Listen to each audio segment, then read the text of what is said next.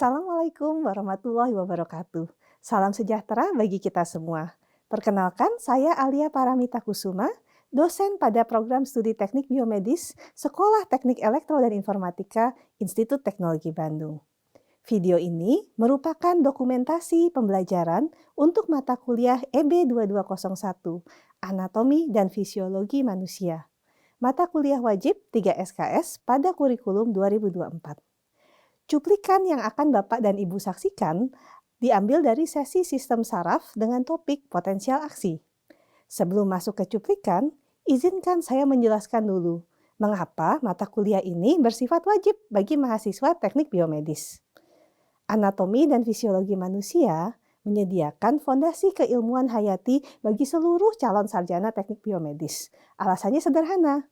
Seorang insinyur biomedis merancang alat, algoritma, dan sistem yang bekerja pada tubuh manusia. Jadi, tubuh manusia di sini bukan sekedar konteks. Tubuh adalah spesifikasi desainnya. Sebagai gambaran, mahasiswa yang tidak paham bagaimana sel saraf menghasilkan sinyal listrik tidak akan mampu menentukan rentang penguatan amplifier EMG, atau memilih sampling rate yang memadai, atau membedakan mana yang sinyal, mana yang artefak pada rekaman tersebut. Mata kuliah ini juga memberi mahasiswa bahasa bersama untuk berdialog dengan dokter dan tenaga kesehatan.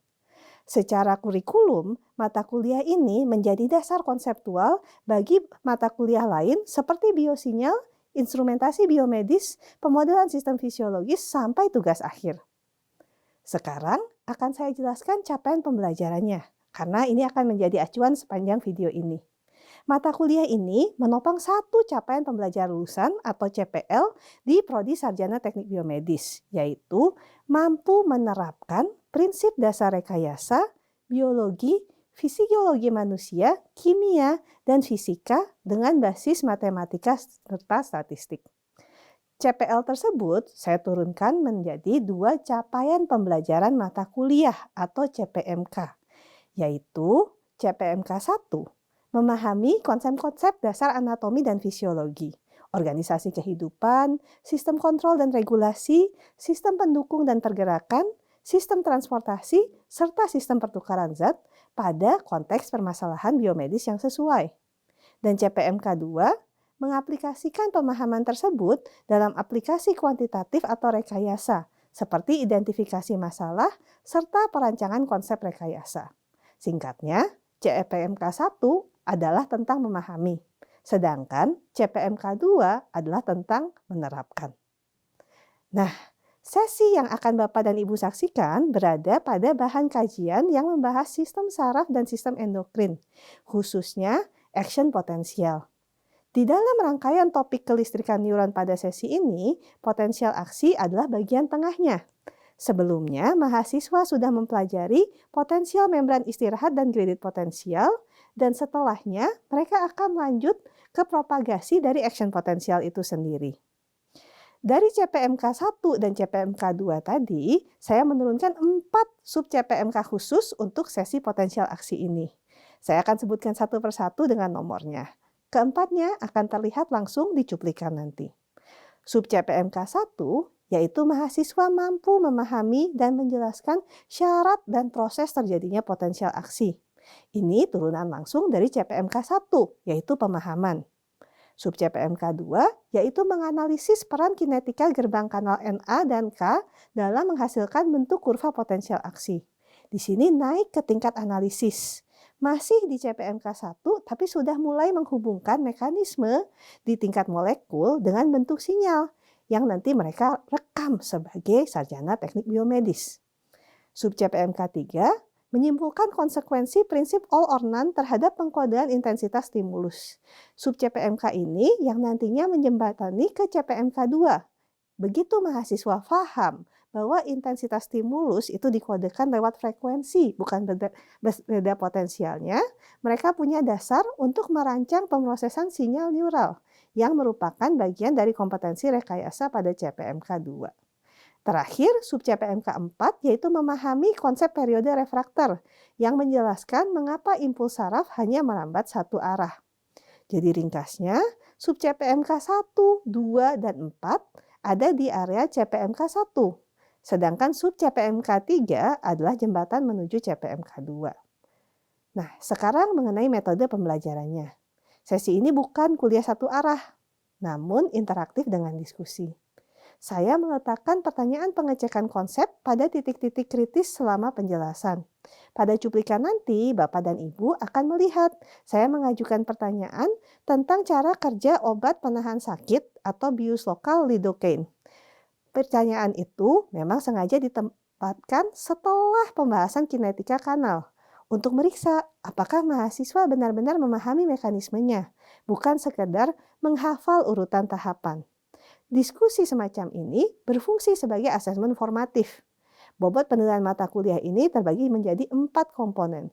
Kuis 15%, tugas analisis kasus 20%, ujian tengah semester 30%, dan ujian akhir semester 35%. Terutama untuk CPMK2 yang tadi saya sebut sebagai kompetensi menerapkan, mahasiswa akan mengerjakan studi kasus sebagai proyek kelompok. Setiap kelompok akan memilih persoalan biomedis nyata, menganalisisnya dengan konsep fisiologi yang sudah dipelajari, mengusulkan konsep rekayasa atau pendekatan kuantitatif, lalu mempresentasikannya. Studi kasus kelompok inilah kendaraan utama pencapaian CPMK2. Terakhir, sebelum masuk cuplikan, saya ingin sampaikan sedikit bagaimana teknologi digunakan dalam mata kuliah ini. Sesuai kebutuhan, bukan hanya tempelan.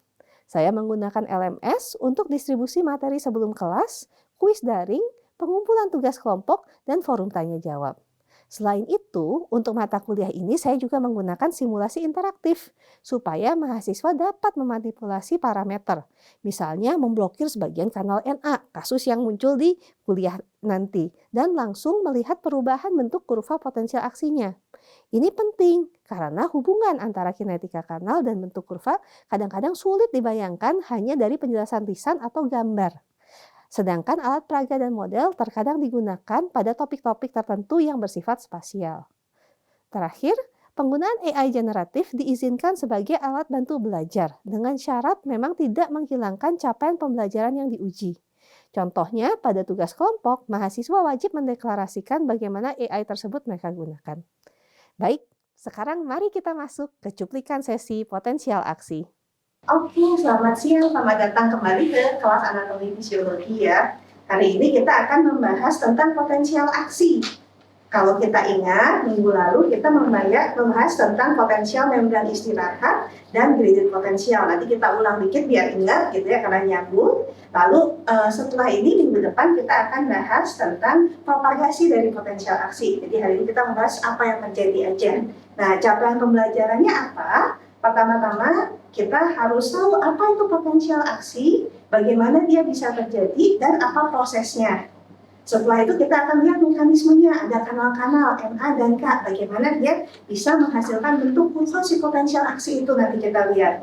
Terus nanti kita belajar tentang prinsip all or none, apa itu dan apa pengaruhnya terhadap stimulus yang terjadi. Nah, setelah itu kita juga akan memahami yang namanya periode refraktor, yang merupakan seberapa sering nanti potensial aksi itu bisa terjadi. Oke, nah, siap ya? Nah, kita masih maaf, ternyata ininya masih jalan. Gak apa-apa, mulai lagi ya, Mas. Ini bekas Ibu bikin video pembelajaran, soalnya ada yang lupa hapus berarti.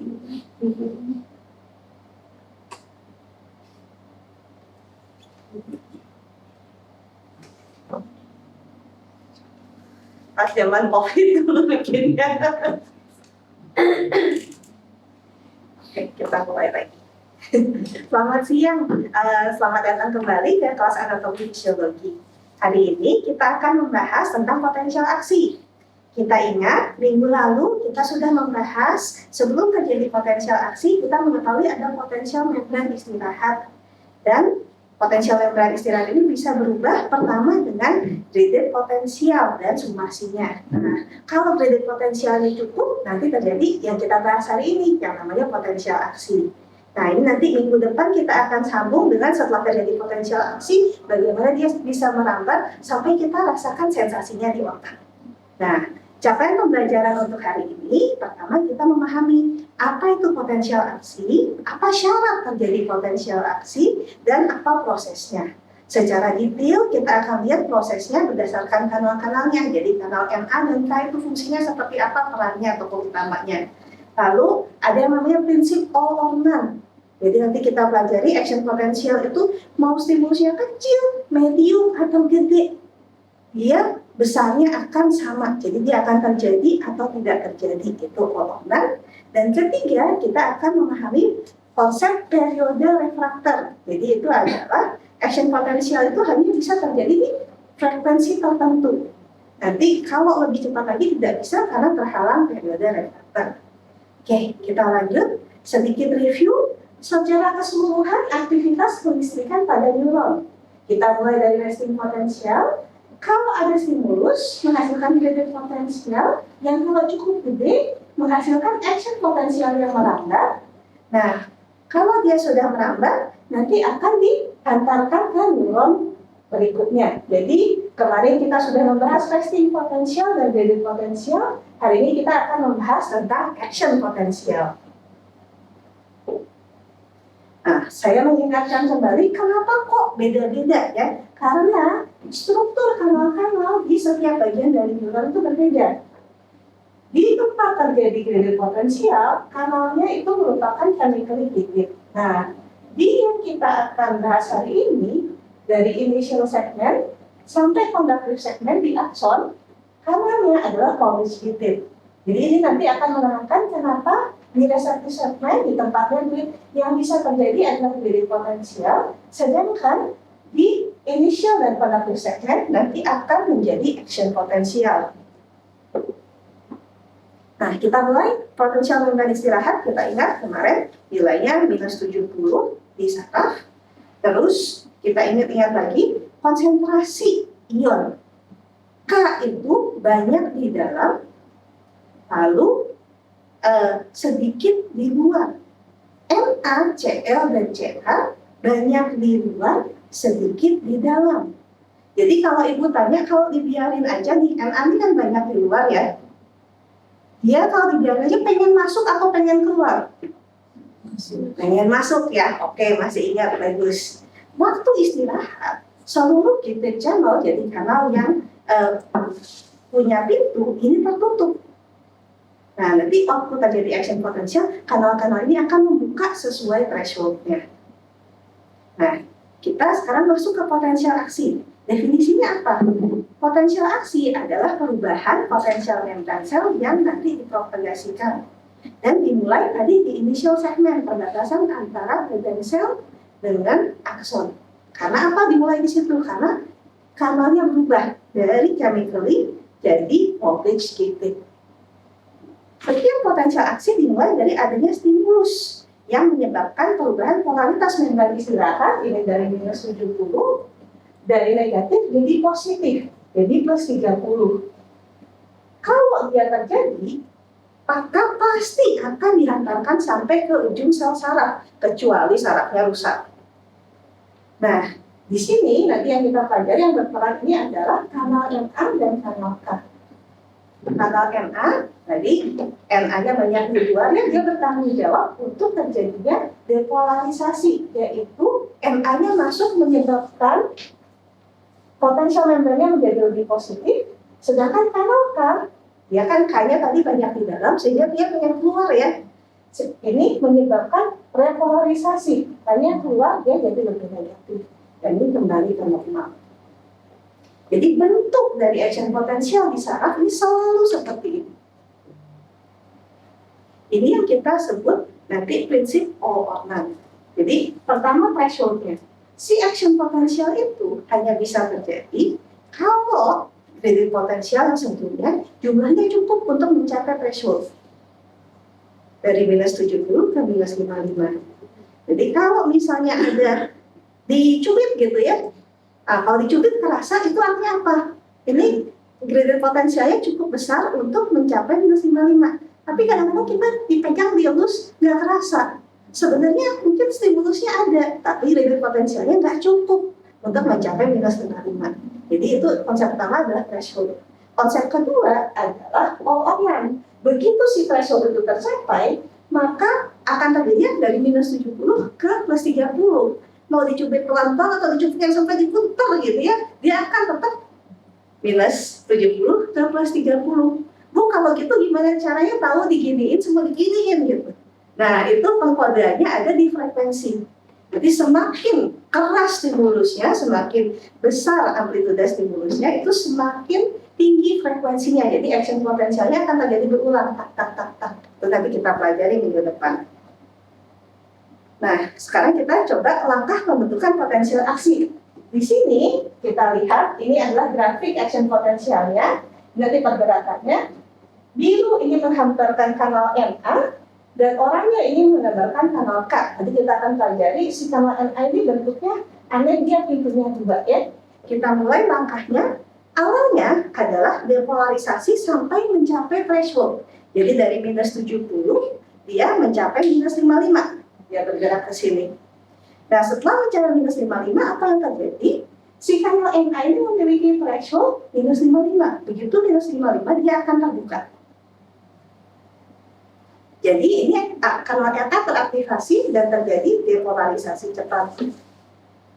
Ion Na masuk sitoplasma dan permukaan membran sebelah dalam berubah dari negatif menjadi positif.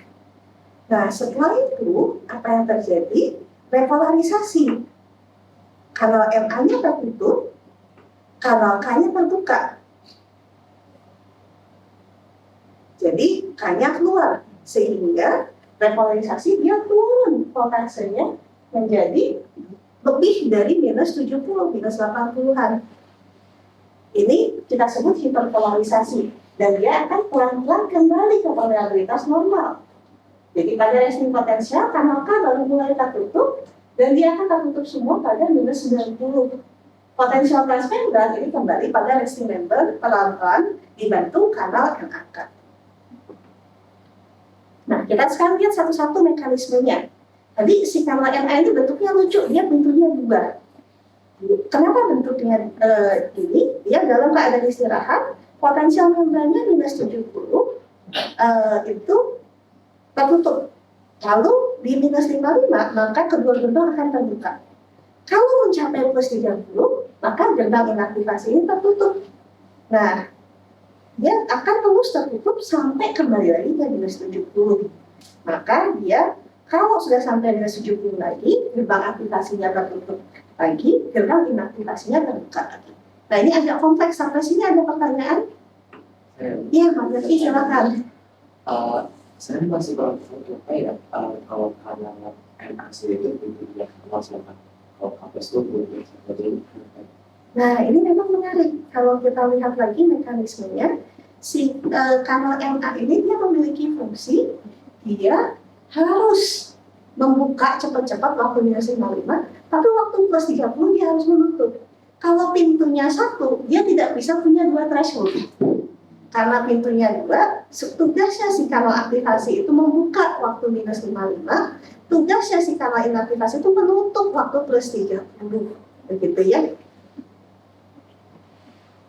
Nah, ini bentuknya. Jadi waktu dia minus 70, ini tertutup kanal aktivasinya. Waktu minus 55, keduanya terbuka. Waktu plus 30, maka dia tertutup. Jadi memang ada tahap-tahapannya. Sedangkan untungnya kalau kanal K itu dia lebih sederhana. Kanal voltase K hanya 1 gerbang. Jadi dia thresholdnya sebenarnya sama si NA. Tapi si NA ini orangnya gesit. Kalau si K ini orangnya agak lelet, jadi kecepatan bukanya beda. Jadi sebenarnya membuka pelan-pelan si K itu, tapi baru benar-benar terbuka pas di plus 30. Akibatnya tadi menutupnya juga lelet. Harusnya dia menutup di minus 70 kan pas istirahat, tapi dia kelebihan.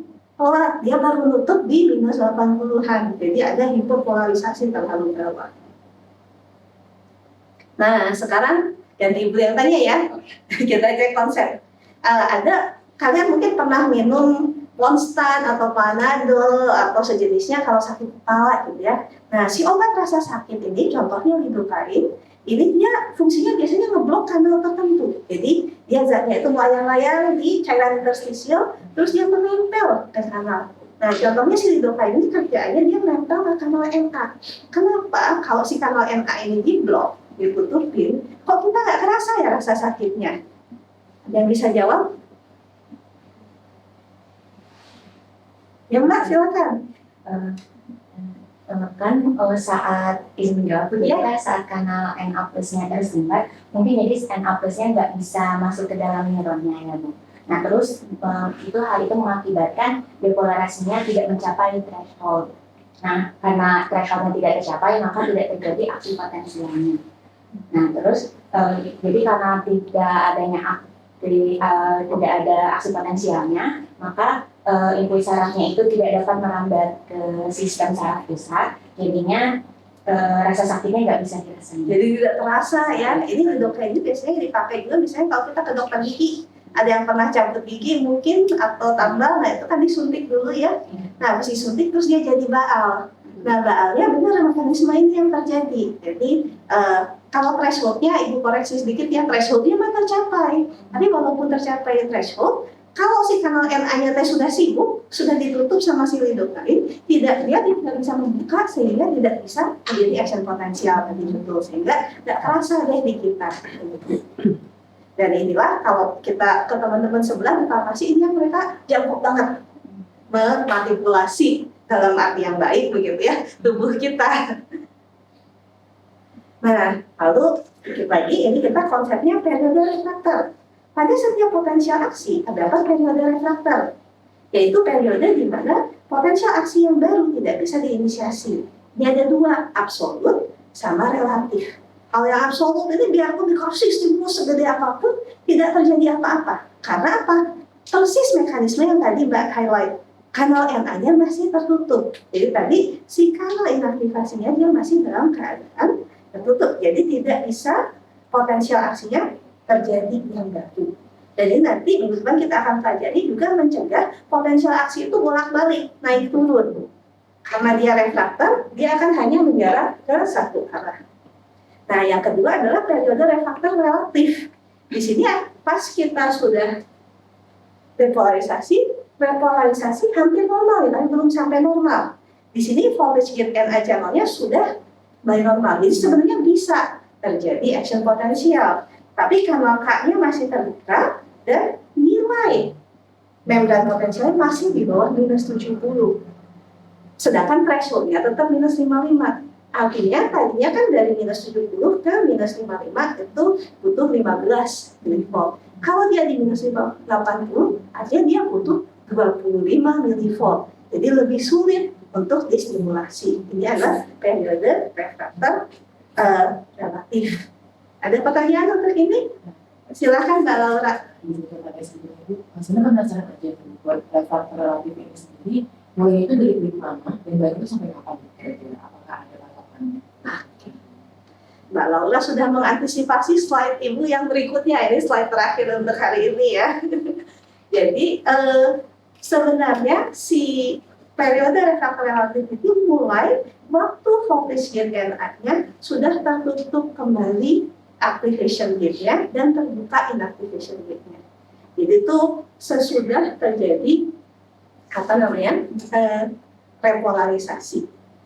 Namun dia masih jauh di bawah membran potensial resting. Nah, kita akan lihat, ini kita akan summarize sekarang seluruhnya. Jadi ini adalah keadaan kanal NA dan K.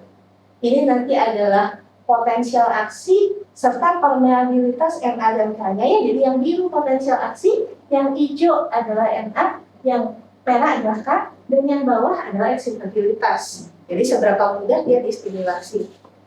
Nah, kita mulai dengan kanal NA dan K-nya ketutup semua kan waktu restingnya, waktu istirahat.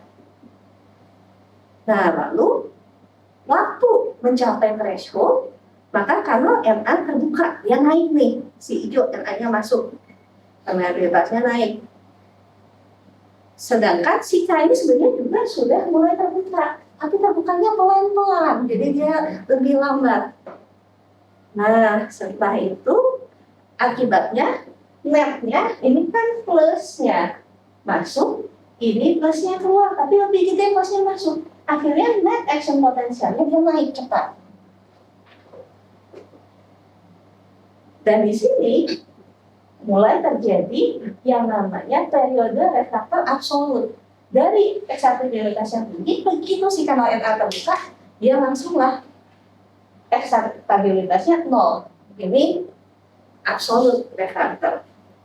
Nah, setelah itu sampai plus 30, kanal inaktivasi MA-nya menutup. Maka dia turun. MA-nya udah nggak ada yang masuk. Sementara itu, akhirnya si K ini nyampe. Sehingga apa yang terjadi? Terjadi penurunan membran potensial secara cepat. Depolarisasi. Dia kelebihan sampai hiperpolarisasi, lalu pelan-pelan. Nah, ini waktu hiperpolarisasi kan si kanal NA-nya udah normal, kanal K-nya belum. Inilah yang terjadi periode refraktor relatif, di mana NA-nya sudah normal, K-nya pelan-pelan menuju normal, membran potensialnya pelan-pelan sekali menuju normal. Nah, di periode di mana membran potensial pelan-pelan menuju normal, ini eksitabilitas juga naik pelan-pelan seperti ini. Sehingga sampai akhirnya dia ke keadaan istirahat lagi. Seperti itu. Jadi, ini sebenarnya pendek banget, 1-2 milisekund. Jadi, 1-2 milisekund sehingga sebenarnya frekuensi maksimal action potensial di tubuh berapa coba? 1 milisekund. Jadi dia bisa terjadi tiap 1 milisekund. 1 milisekund. Ayo.